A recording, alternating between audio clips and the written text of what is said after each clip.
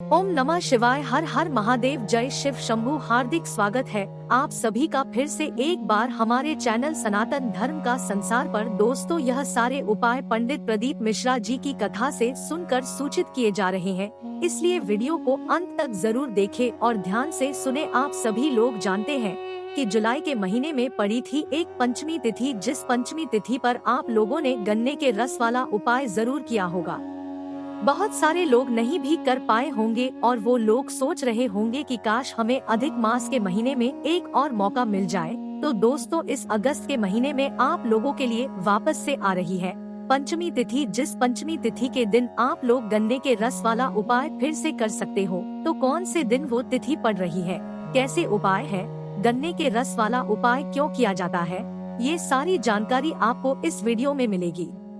साथ ही में एक और ऐसा हम आपको उपाय बताएंगे जो कि आप लोगों को इस पंचमी तिथि के दिन जरूर करना है। ठीक है, सबसे पहली बात दोस्तों, यह जो अगस्त के महीने में इस अधिक मास में ही ये जो पंचमी तिथि है ये पड़ रही है। ठीक है, और अधिक मास का महीना भी चल रहा है, तो सावन अधिक मास की यह जो पंचमी तिथि है इस अगस्त के महीने में पड़ रही है।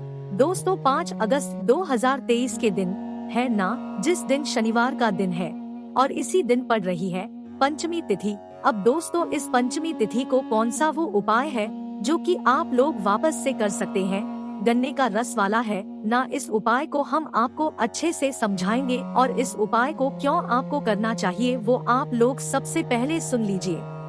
दोस्तों, अगर आप लोग चाहते हैं कि आपके घर में अपार पैसा हो, पैसों की धन की कभी कमी ना हो, अभी भले ही बहुत कमी चल रही हो, आपके घर में पैसा ना आता हो, आपके घर में कोई काम करने वाला ना हो अच्छे से, और घर में पैसों की बहुत ज्यादा किल्लत चल रही हो, पैसा नहीं आ रहा हो, तो भाई आप ये वाला उपाय पंचमी तिथि को, ये दोस्तों अधिक मास की पंचमी तिथि है, ये कोई सामान्य पंचमी तिथि नहीं है। ठीक है, और सावन का महीना अलग है, अधिक मास का महीना अलग है, इसीलिए इस पंचमी तिथि की महत्वता और ज्यादा बढ़ जाती है। ठीक है, तो करना क्या है इस उपाय में वो हम आप लोगों को बता रहे हैं।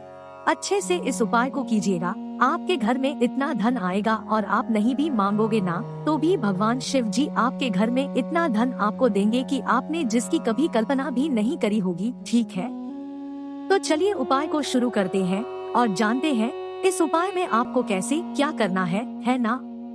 तो 5 अगस्त 2023 के दिन है पंचमी तिथि, और पंचमी तिथि के दिन प्रातःकाल सुबह सुबह ही आपको इस उपाय को करना है। अब बहुत सारे लोग डर जाएंगे कि एकदम से इतनी सुबह से हम उपाय कैसे कर ले। तो सुबह कहने का मतलब ये होता है कि आप लोग कोई भी उपाय 10, 11, 12 बजे तक भी करेंगे तो भी चल जाएगा, कोई दिक्कत नहीं है ना। और जो जितना जल्दी कर सकता है वो उतना जल्दी कर सकता है, कोई दिक्कत नहीं है। और शनिवार का दिन है तो आप तुलसी को छू सकते हो, तुलसी को छूने में कोई भी यहाँ पर दिक्कत नहीं आएगी, है ना। तो करना क्या है, प्रातःकाल सुबह सुबह और तक भी आप इस उपाय को करोगे तो कोई दिक्कत नहीं है। इस उपाय को करने के लिए आपके घर के अंदर तुलसी का पौधा होना चाहिए, तुलसी का गमला होना चाहिए। ठीक है, तुलसी का जिसके अंदर आपने तुलसी का पौधा लगाया हुआ होगा, तुलसी का क्यारा वो होना चाहिए। ठीक है, तब आप इस उपाय को कर सकते हो। इस उपाय में सबसे महत्वपूर्ण चीज की जो आवश्यकता होगी वो होगी दोस्तों गन्ने का रस। अब ये गन्ने का रस जो आप लेकर आओगे ना, ये ताज़ा लेकर आओगे, क्योंकि हमें पता है कि आपको गन्ने का रस नहीं मिलेगा, ये नहीं मिलेगा, वो नहीं मिलेगा, इसका हम आपको उपाय बताते हैं। तो दोस्तों, ताज़े गन्ने का रस आपको प्रातःकाल सुबह सुबह 12 बजे तक भी आप इस उपाय को करोगे तो चल जाएगा। ठीक है, पर ताज़ा गन्ने का रस मिलेगा तो ये उपाय आपके लिए बहुत अच्छे से यहाँ पर काम करेगा, है ना। तो करना क्या है, देखो, सबसे पहली चीज आप लोगों को गन्ने का रस लेकर आना पड़ेगा। और सुबह सुबह इस समय ये बारिश का मौसम चल रहा है तो ज्यादातर जो जगह रहेंगी वहाँ पर गन्ने का रस अब बंद हो चुका है। ठीक है, पर कई जगहों पर खुला भी हुआ है। तो अगर हो सके तो भाई उस दिन आपको प्रातःकाल सुबह सुबह 9-10 बजे तक भी सुबह सुबह जल्दी से आप लोगों को गन्ने का रस ताज़ा मिल जाए तो बहुत अच्छी बात है। ठीक है, और अगर नहीं मिले तो उस स्थान पर आपको क्या करना है कि एक गन्ने का रस लेकर आना है। मतलब एक गन्ना जो होता है ना, जिसे आप एक बोलते हो, तो आपको एक गन्ना लेकर आना है।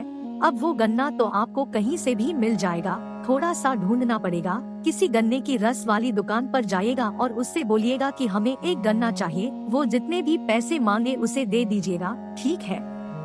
एक गन्ना लेकर आइएगा, एक कीक लेकर आइएगा। उसे भले ही आप लोग रात में लेकर आ सकते हैं, कोई दिक्कत नहीं है, ठीक है। अब इस गन्ने से आप खुद का रस यहाँ पर निकाल सकते हैं, ठीक है। आप गन्ने का रस कैसे निकालेंगे? इस उपाय को करने के लिए हमें कोई ज्यादा गन्ने के रस की आवश्यकता नहीं है, थोड़े से गन्ने के रस की आवश्यकता है, बहुत ही कम मात्रा में। तब किसी भी जुगाड़ से, किसी भी तरह से आप थोड़ा सा गन्ने का टुकड़ा तोड़िएगा और उस टुकड़े में से जो है गन्ने का रस किसी भी तरीके से निचोड़िएगा है ना। निचोड़ने के बाद किसी भी एक छोटे से पात्र में रख लीजिएगा। ज्यादा मतलब आप समझो, उदाहरण के लिए एक गिलास होता है, उसमें उस गिलास में से भी आधा गिलास की आपको जरूरत होगी, वो भी छोटा वाला गिलास है ना। आधा गन्ने का रस हमें आवश्यकता होगी, जो कि आप लोग एक गन्ने की ईख से अपने ही किसी जुगाड़ से निकाल सकते हो, ठीक है। तो यह हो गया उपाय। आप लोग वह गन्ने का रस ताज़ा निकालने का, और जिसको भी सुबह सुबह कहीं से निकलवा कर ला सकते हो आप ताज़ा गन्ने का रस, तो आप वहां से भी निकलवा कर ला सकते हो, है ना। और अपने पास गन्ना रखा है तो भाई किसी दुकान वाले के पास जाकर वो निकाल कर दे सकता है प्रातःकाल, सुबह सुबह जल्दी, तो भाई उससे निकलवा कर ले आना। आपको चाहिए कि बस गन्ने का रस आपके पास ताज़ा आना चाहिए इस उपाय को करने के लिए, क्योंकि उपाय बहुत ही ज्यादा विशेष और है ना। तो अब आपके पास आ गया गन्ने का रस, है ना। अब इसे एक पात्र में भर लो। पात्र में भरने के बाद आ जाओ आप अपने मतलब स्नान होके, शुद्ध होके, बिल्कुल सब कामों से निवृत्त होकर, बिल्कुल शुद्ध कपड़े पहनकर शुद्ध होकर आ जाओ आप अपने तुलसी के क्यारे के पास और अपना वह गन्ने का रस लेकर आ जाओ, चूँकि आपने पात्र में रखा हुआ है, ठीक है। अपने तुलसी के क्यारे के पास आप लोग आ गए, तुलसी के पौधे के पास आ गए। अब इस उपाय को करना किस किस को है ना। तो अपने घर की जो मुख्य महिलाएं होंगी, माताएं, बहनें होंगी, उनको इस उपाय को करना है। और बहनें घर में ना हो उपस्थित किसी कारण से और आपको इस उपाय को करना ही करना है, तो कोई पुरुष भी इस उपाय को कर सकता है, कोई दिक्कत नहीं है, ठीक है। पर घर में किसी एक ही व्यक्ति को करना है, ऐसा नहीं कि सभी लोग इस उपाय को करने लगे हैं ना। घर में किसी एक ही मुख्य व्यक्ति को इस उपाय को करना है ना, तो माताएं बहनें करेंगी तो ज्यादा अच्छा रहेगा। तो करना क्या है, आप अपने उल्टे हाथ में जो है उस पात्र को पकड़िएगा और तुलसी के क्यारे के पास में, पौधे के पास में आ जाएगा। अब इस पात्र में से आपको क्या करना है कि अपने सीधे हाथ की हथेली में थोड़ा थोड़ा गन्ने का रस लेकर साथ मतलब लेना है एक एक करके, और अपना नाम और अपना गोत्र बोलना है और इस गन्ने के रस को तुलसी के क्यारे में समर्पित कर देना है, ठीक है। समझे आप लोग? उदाहरण के लिए हम समझाते हैं, जैसे कि उल्टे हाथ में तो आपने गन्ने के रस का पात्र पकड़ कर रखा है जिसके अंदर गन्ने का रस है ना। उसके बाद आपको करना है अपने सीधे हाथ के हथेली को करना है वही तुलसी के सामने खड़े होकर ही, है ना।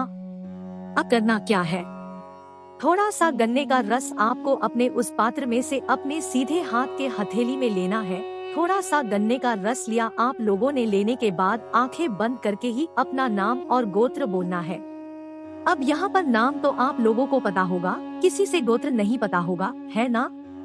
तो उस स्थान पर आप लोग मात्र नाम ही बोल लें, पर कोशिश करना कि आप लोग अपने घर में जो भी पड़े हो उनसे गोत्र पूछकर ही जो है सुबह को कीजिएगा, है ना, क्योंकि गोत्र बोलना जरूरी होता है ना। तो पूरी कोशिश करने के बाद भी गोत्र ना पता चले तो आप अपना नाम ही बोल दीजिएगा, गोत्र फिर मत बोलिएगा, ठीक है।